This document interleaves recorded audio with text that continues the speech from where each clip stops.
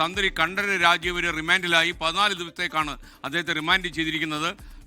തന്ത്രി കണ്ഠരര് രാജീവർക്കായി ജാമ്യാപേക്ഷ സമർപ്പിച്ചെന്ന് വാർത്തയുണ്ട്. ദേവസ്വം ബോർഡ് കട്ടിള കൊണ്ടുപോകുമ്പോൾ തന്ത്രി എന്ന നിലയിൽ തടയാൻ തനിക്ക് കഴിഞ്ഞില്ലെന്ന് ജാമ്യാപേക്ഷ തന്ത്രി പറയുന്നു.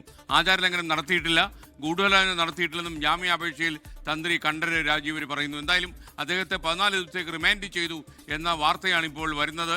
ഈ അവസരത്തിൽ എസ് വിജയകുമാർ കൂടി നമുക്കൊപ്പം, അരുൺ രാജ് നമുക്കൊപ്പം അല്പസമയത്തിനകം.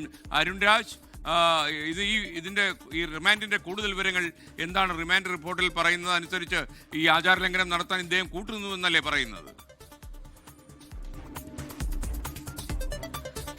തീർച്ചയായും ഇപ്പോൾ 14 ദിവസത്തേക്കാണ് തന്ത്രി കണ്ഠരര് രാജീവിനെ റിമാൻഡ് ചെയ്തിരിക്കുന്നത്. തന്ത്രി കണ്ഠരര് രാജീവർക്ക് വൈദ്യസഹായം നൽകാൻ ഇപ്പോൾ കോടതി നിർദ്ദേശം നൽകിയിട്ടുണ്ട്. തനിക്ക് വൈദ്യസഹായം വേണം, ഇതുമായി ബന്ധപ്പെട്ട് മെഡിക്കൽ എയ്ഡ് നൽകാനുള്ള നിർദ്ദേശമാണ് ഇപ്പോൾ കോടതി നൽകിയിട്ടുള്ളത്. അത് തന്ത്രി കണ്ഠരര് രാജീവരുടെ അഭിഭാഷകർ ഇക്കാര്യം കോടതിക്ക് മുമ്പാകെ ആവശ്യപ്പെടുകയായിരുന്നു. 14 ദിവസത്തേക്കുള്ള റിമാൻഡാണ് ഇപ്പോൾ കണ്ഠരര് രാജീവിനെ ഇപ്പോൾ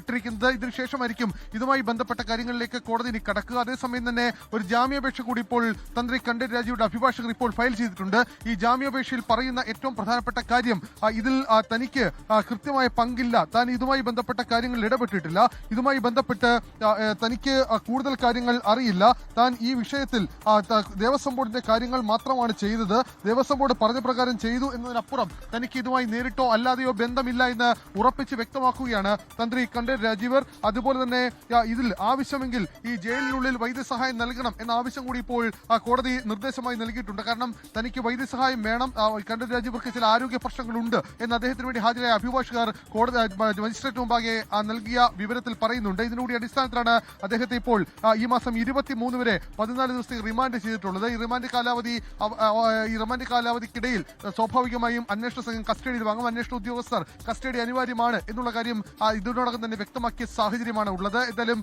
തന്ത്രി കണ്ഠരര് രാജീവർ ഈ മാസം 23 വരെ ഈ റിമാൻഡിലേക്ക് പോവുകയാണ്. അരുൺ രാജാണ് വിവരങ്ങൾ നൽകിയത് കൊല്ലത്തുനിന്ന്. ശബരിമല സ്വർണ്ണക്കൊള്ളക്കേസിലെ ഗൂഢാലോചനയിൽ തന്ത്രി കണ്ഠരര് രാജീവ് ഒരു പങ്കാളിയാണെന്ന് SIT റിപ്പോർട്ട് വന്നിരുന്നു. ഇപ്പോൾ കോടതിയിൽ ഹാജരാക്കിയപ്പോൾ കോടതി 14 ദിവസത്തേക്ക് തന്ത്രിയെ റിമാൻഡ് ചെയ്തു എന്ന വാർത്തയാണ് വരുന്നത്. കട്ടിളപ്പാളി കേസിലാണ് തന്ത്രിയുടെ അറസ്റ്റ് ഉണ്ടായതും ഇപ്പോൾ റിമാൻഡിൽ 14 ദിവസം അദ്ദേഹം ജയിലിനുള്ളിലാകുന്നു. ജയിലിൽ അദ്ദേഹത്തിന് വൈദ്യസഹായം നൽകണം എന്ന് കോടതി പറഞ്ഞിട്ടുണ്ട്. കട്ടിളപ്പാളിയിലെ സ്വർണം, പ്രഭാപാളി എന്നിവ കൊണ്ടുപോയിട്ടും ഈ തന്ത്രി ഇടപെട്ടില്ല എന്നും SIT പറയുന്നു. ഈ 13-ാം പ്രതിയാണ് അദ്ദേഹം പ്രതികൾക്കൊപ്പം ചേർന്ന് ലാഭമുണ്ടാക്കിയെന്നാണ് വിവരം. ലോകത്തെവിടെയായാലും ഏത് സമയത്തും 24 വാർത്തകളും ഓഗ്മെന്റഡ് റിയാലിറ്റി പാക്കേജുകളും എക്സ്പ്ലെയിനറുകളും വിശദമായി കാണാൻ ഞങ്ങളുടെ YouTube ചാനൽ നിങ്ങൾക്ക് സബ്സ്ക്രൈബ് ചെയ്യാം.